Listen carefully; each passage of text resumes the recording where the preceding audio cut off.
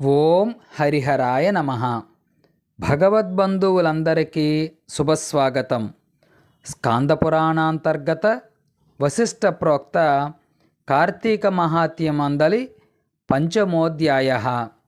కార్తీక పురాణం 5వ రోజు పారాయణం. ఈ అధ్యాయంలో కిరాతమూషికాలు మోక్షం పొందడం గురించి తెలుసుకుందాం. వశిష్ఠుల వారు జనక మహారాజుతో కార్తీక మాసంలో స్నాన ఫలం గురించి, కార్తీక మాసంలో ఏ ప్రాంతంలో భుజించాలో, ఏ ప్రాంతంలో పూజలు చేయాలో ఈ విధంగా తెలియజేస్తున్నారు. కార్తీక మాసంలో శివాలయంలో కానీ విష్ణాలయంలో కానీ శ్రీమద్ భగవద్గీతను పారాయణం తప్పక చేయాలి. ఆ విధంగా చేసిన వారికి సర్వ పాపాలు నశిస్తాయి. ఈ కార్తీక మాసంలో కరవీర పువ్వులు శివకేశవులకు సమర్పించిన వారు వైకుంఠానికి వెళతారు. భగవద్గీత కొంత పఠించిన వారికి విష్ణులోకం ప్రాప్తిస్తుంది. కనీసం భగవద్గీతలో ఒక్క శ్లోకమైనా లేదా శ్లోకం యొక్క పాదమైనా కంఠస్థం చేసిన వారు విష్ణు సాన్నిధ్యాన్ని పొందుతారు. కార్తీక మాసంలో పెద్ద ఉసిరికాయలతో నిండి ఉన్న ఉసిరి చెట్టు కింద సాలగ్రామాన్ని ఉంచి పూజించాలి. విష్ణుమూర్తిని ధ్యానించి ఆ ఉసిరి చెట్టు నీడలో భుజిస్తే సకల పాపాలు హరిస్తాయి. శక్తి ఉన్నచో బ్రాహ్మణులకు కూడా ఆ ఉసిరి చెట్టు కింద భోజనం పెట్టి దక్షిణ తాంబూలాలతో సత్కరించి నమస్కరించాలి. వీలును బట్టి ఉసిరి చెట్టు కింద పురాణ కాలక్షేపం చెయ్యాలి. ఈ విధంగా చేసిన బ్రాహ్మణపుత్రునకు నీచ జన్మ పోయి నిజరూపం కలిగిందని వశిష్ఠుల వారు చెప్పారు. అంతా జనకుడు, ఓ మునివర్య, ఆ బ్రాహ్మణ యువకునకు నీచ జన్మ ఎందుకు కలిగింది, దానికి గల కారణం ఏమిటి అని ప్రశ్నించాడు. వశిష్ఠుల వారు సమాధానంగా ఈ విధంగా చెబుతున్నారు.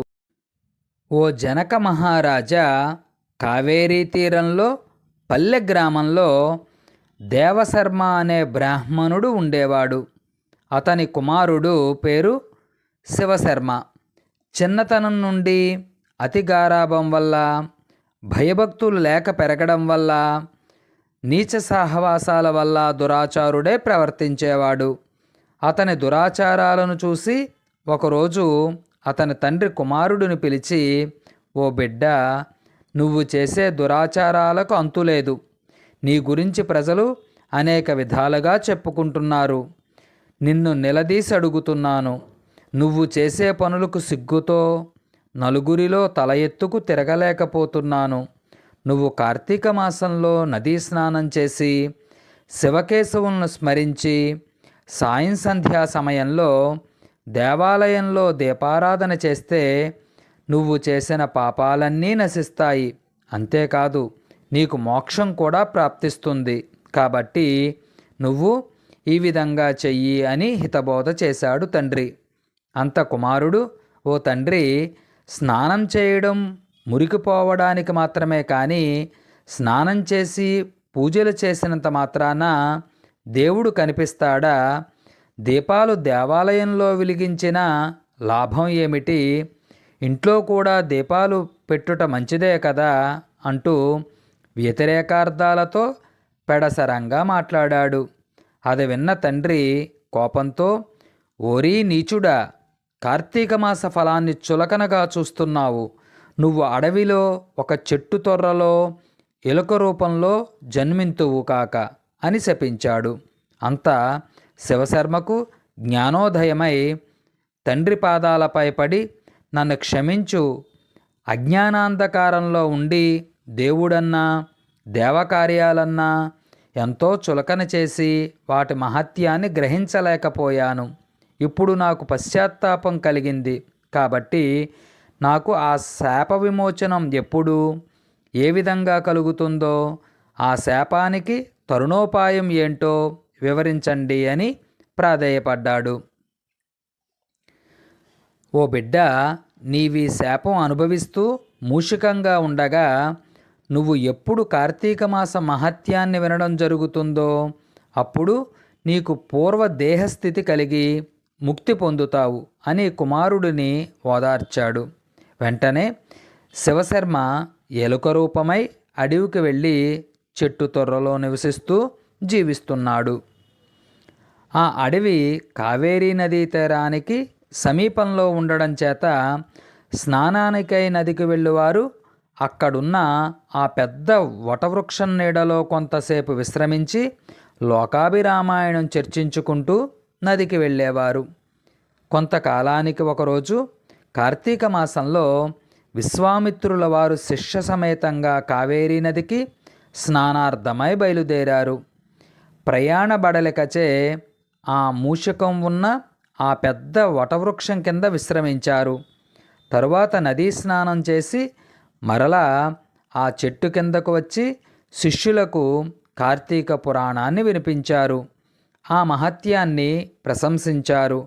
చెట్టు తొర్రలో నివసిస్తున్న మూషికం వారి దగ్గరున్న పూజా ద్రవ్యాలలో ఏదైనా తినే వస్తువు దొరుకుతుందేమో అని తొర్రలో నుండి కిందకు దిగి చెట్టు మొదలను దాక్కుంది.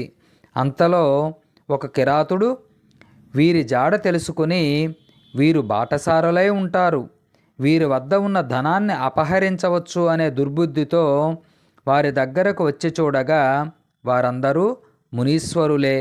వారిని చూడగానే తన మనసు మారిపోయింది. వారికి నమస్కరించి, ఓ మహానుభావులారా, తమరెవరు, ఎందుకు ఇక్కడికి వచ్చారు? మీ దివ్య దర్శనం వల్ల నా మనస్సులో చెప్పరాని ఆనందం కలుగుతుంది అని మీరెవరో తెలియజేయండి అని ప్రాధేయపడ్డాడు. అంతా విశ్వామిత్రుల వారు, ఓయి కిరాతక, మేము కావేరీ నది స్నానార్థమై ఈ ప్రాంతానికి వచ్చాం. స్నానం చేసి కార్తీక పురాణాన్ని పఠిస్తున్నాం. నువ్వు కూడా ఇక్కడ కూర్చొని సావధానుడవై విను అని చెప్పారు. ఆ విధంగా కిరాతకుడు కార్తీక మహత్యాన్ని శ్రద్ధగా వినుచుండగా తన వెనుక జన్మ వృత్తాంతమంతా జ్ఞాపకానికి వచ్చి పురాణ శ్రవణమంతా విని వారికి ప్రణమిల్లి తన పల్లెకు వెళ్ళాడు. ఆ విధంగానే ఆహారం కోసం చెట్టు మొదలు దాగి ఉండి ఈ కార్తీక పురాణమంతా విన్న ఎలుక కూడా తన వెనుకటి బ్రాహ్మణ రూపం పొంది, ఓ మునివర్య, ధన్యోస్మి, తమ దయ వల్ల నేను కూడా ఈ మూషిక రూపం నుండి విముక్తుడిని అయ్యాను అని తన వృత్తాంతమంతా చెప్పి వెళ్ళిపోయింది. ఈ విధంగా కిరాతకుడికి మూషికానికి కూడా శాపనివృత్తి కలిగాయి. కనుక ఓ జనక మహారాజా, ఇహలోకంలో సిరి సంపదలు, పరలోకంలో మోక్షం కోరేవారు ఈ కార్తీక పురాణాన్ని చదివి ఇతరులకు వినిపించాలి.